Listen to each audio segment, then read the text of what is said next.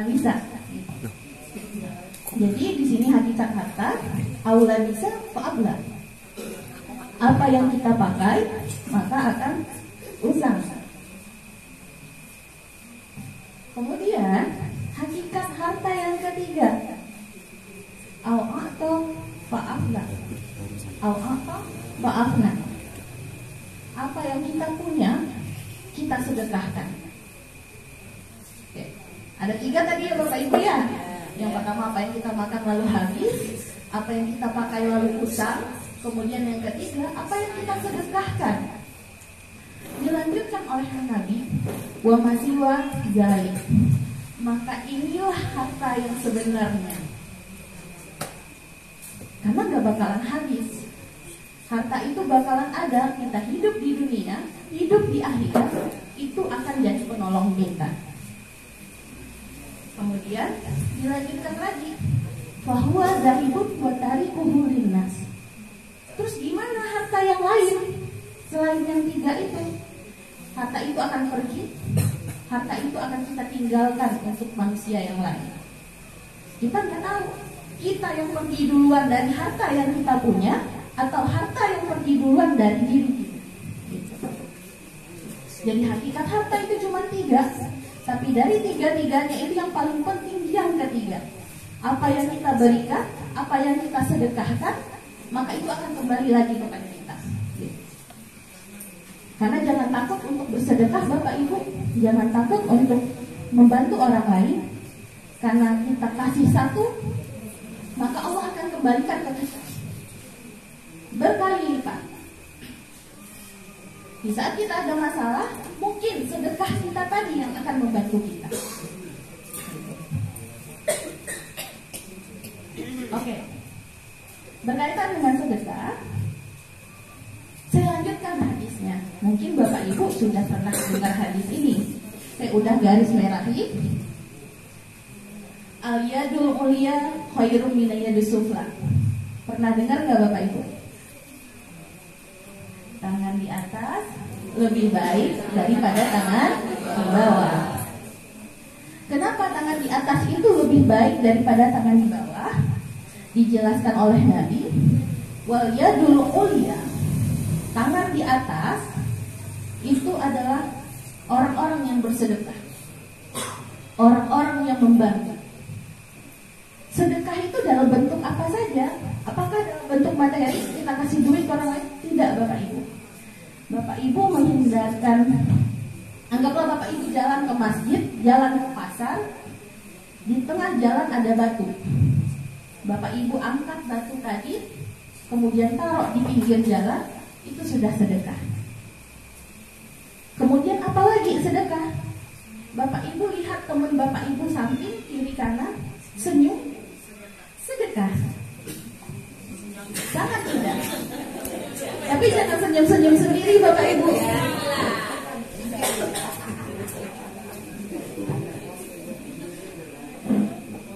Oke. Kemudian di hadis ini dijelaskan lagi. Yadul ulya hiya munfiqah wa sufla hiya sa'ilah. Tangan di atas tadi adalah tangan orang-orang yang bersedekah, tangan orang-orang yang selalu membantu orang lain. Sedangkan tangan di bawah itu adalah orang yang meminta-minta. Meminta-minta maksudnya apa? Meminta-minta dari hasil jerih payah orang lain dan tidak mau berusaha. Itulah yang dimaksud oleh hadis ini.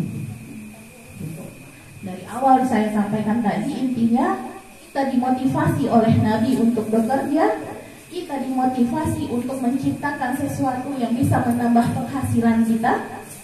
Tapi di akhir hadis Nabi menyampaikan, jangan lupa di setiap harta yang kamu punya ada milik orang lain. Sedekahkan. Mendengarkan cerita teman Bapak Ibu berkeluh kesah ya Bapak Ibu, bukan hibah. Itu juga sedekah. Memberikan solusi ketika ada orang yang bermasalah, itu juga sedekah. Banyak banget jalannya untuk bersedekah. Dan yang paling utama itu yang mana? Sedekah subuh. Sedekah subuh itu luar biasa Bapak Ibu. Luar biasa. Setelah sholat subuh, Bapak Ibu selesai mengaji, sisihkan, nggak petak cuma 1.000 perak, masukkan ke dalam kotak. Saya niatkan ini untuk sedekah subuh saya. Setelah penuh, nanti Bapak Ibu bawa ke masjid atau ke musola. Itu baliknya Masya Allah Bapak Ibu. Rezeki itu luar biasa baliknya. Kenapa saya bilang sedekah itu luar biasa? Ada cerita waktu itu di rumah saya, datang seorang teman saya ke rumah saya nangis-nangis. Dia tidak punya beras di rumahnya, padahal besok ada acara. Kemudian bapak saya ngasih beras satu karung yang ukuran 10 kilo. Dan bapak saya nggak mikir apakah ini beras balik atau tidak. Yang jelas kita bantu dulu. Selama kita bantu orang lain, gak bakalan mungkin Allah juga gak bakal bantu kita.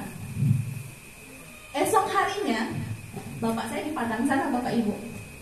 Dengan saya di Lampung ini jauh gitu ya. Esok paginya, ada orang yang tiba-tiba nganter beras ke saya juga 10 kilo. Nah, itu keajaiban sedekah. Yang bersedekah kita, tapi bisa jadi balasan sedekah tadi bisa ke orang tua, bisa ke anak, bisa ke cucu atau saudara-saudara kita. Sedekah satu mungkin baliknya ke kita satu, tapi bisa balik banyak ke saudara-saudara kita yang lain. Jadi jangan sungkan-sungkan untuk bersedekah. Gitu. Oke. Kita lanjut, Bapak Ibu. Lanjut.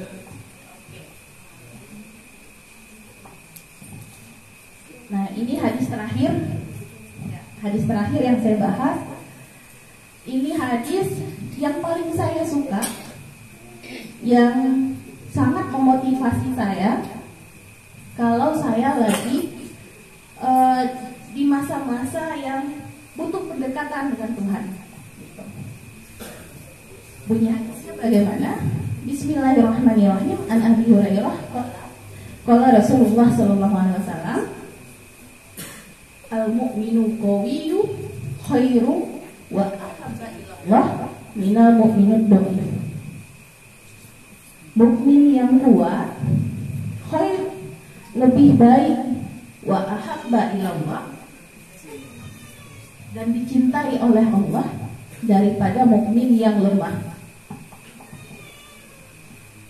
Mukmin yang baik itu yang seperti apa? Apakah orang yang, saya minum bentar ya Bapak Ibu ya.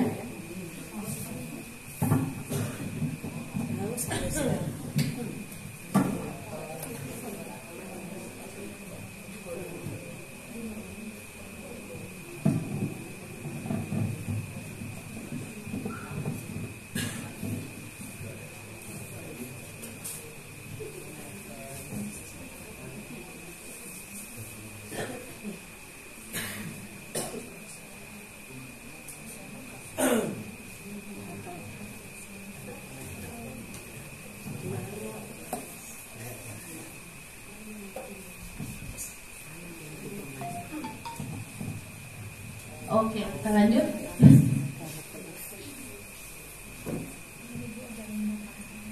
Mukmin yang kuat. Seperti apa mukmin yang kuat? Apakah orang-orang yang badannya gemuk seperti saya itu mukmin yang kuat? Belum tentu. Iya kan? Apakah orang yang seperti Bu Datu, orang kesehatan itu mukmin yang kuat? Belum tentu. Kalau mukmin yang kuat itu kategorinya apa saja? Yang paling pertama itu kuat secara rohani. Iya, benar sekali itu, kuat secara iman. Karena kita semua dipengaruhi dengan keimanan kita kepada Allah.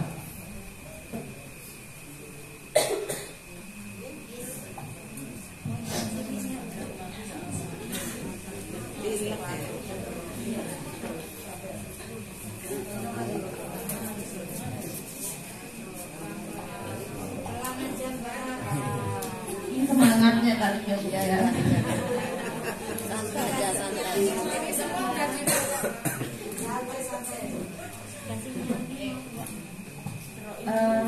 Tadi sampai di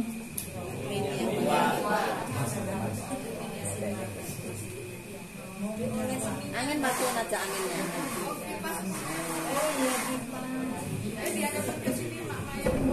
Dah.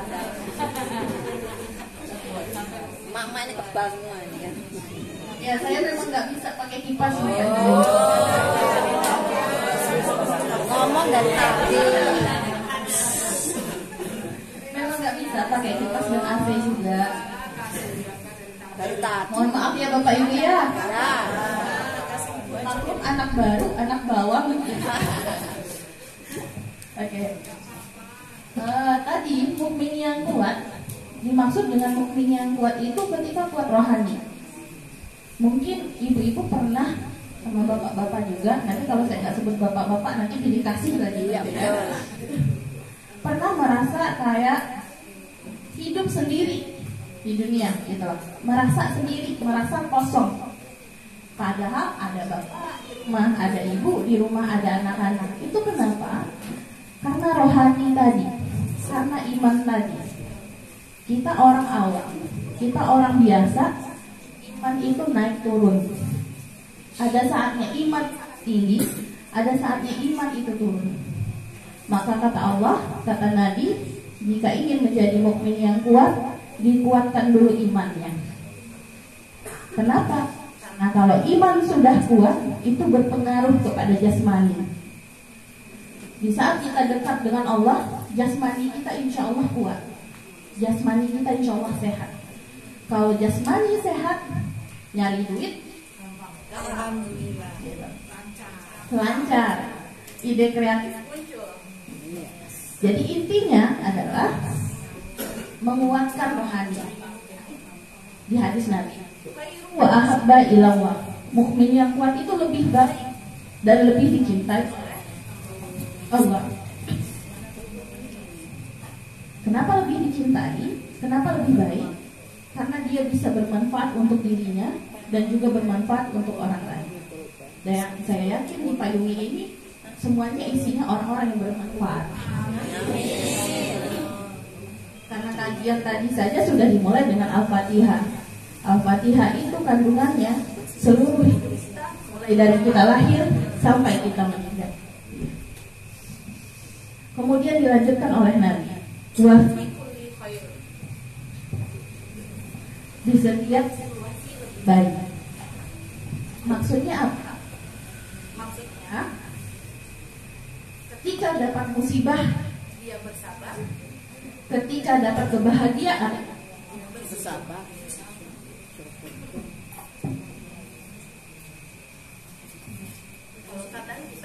Bapak Ibu, ketika dapat kesenangan lupa bersyukur. Ketika dapat masalah merata. Sholat 5 waktu nggak ketinggalan, puasa sunnah nggak ketinggalan, tahajud nggak ketinggalan, duha nggak ketinggalan. Itu kalau lagi ada masalah. Kalau lagi dapat kebahagiaan, 5 waktu ditunda-tunda. Benar nggak Bapak Ibu?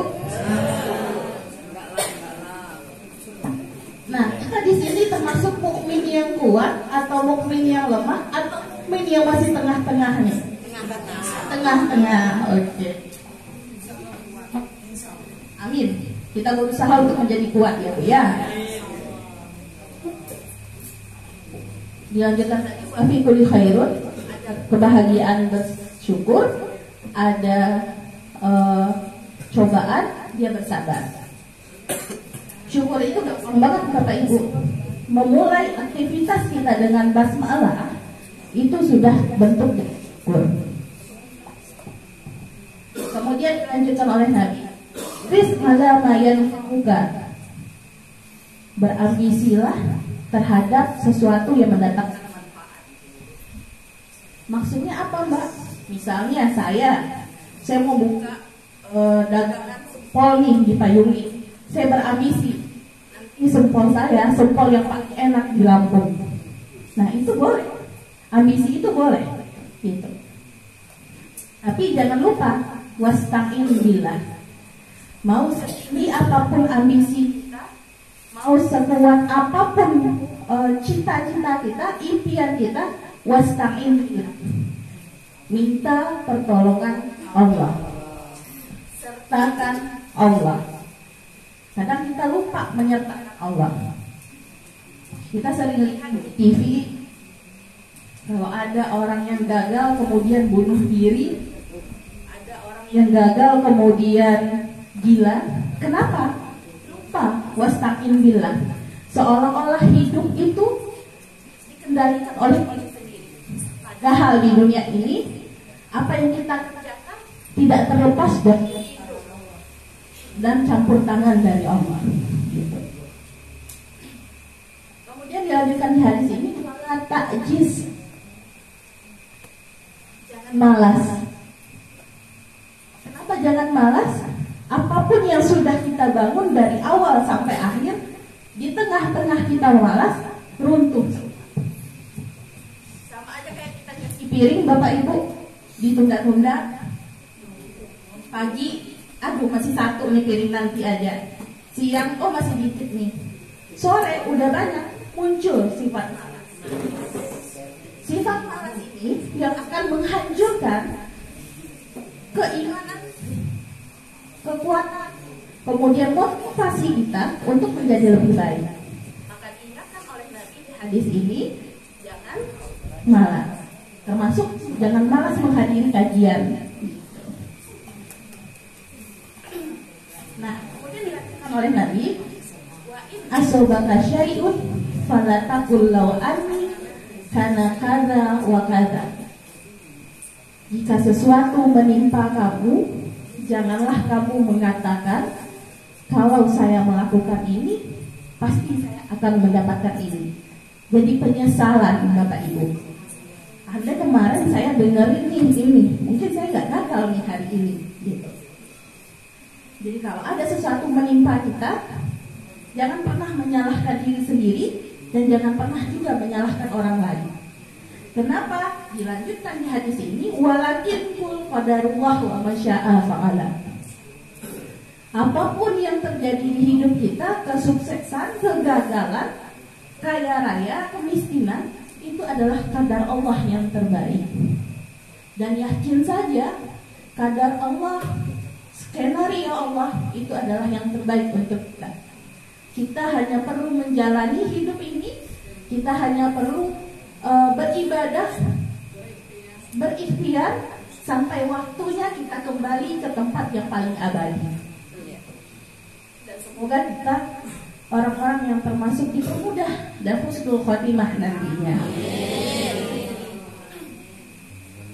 Oke.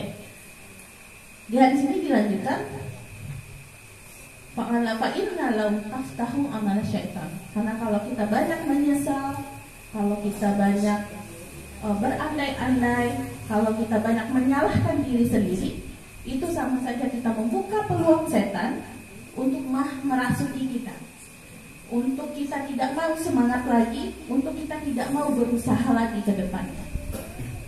Jadi caranya, kalau ingin menjadi mukmin yang kuat tadi, kuatkan diri, kuatkan iman, banyak bersyukur, banyak bersabar, jangan malas, kemudian sertakan Allah di setiap apapun yang kita lakukan. Insya Allah sukses itu milik kita semua, tidak hanya di dunia, namun juga di akhirat. Mungkin itu saja yang bisa saya sampaikan kali ini, Bapak Ibu.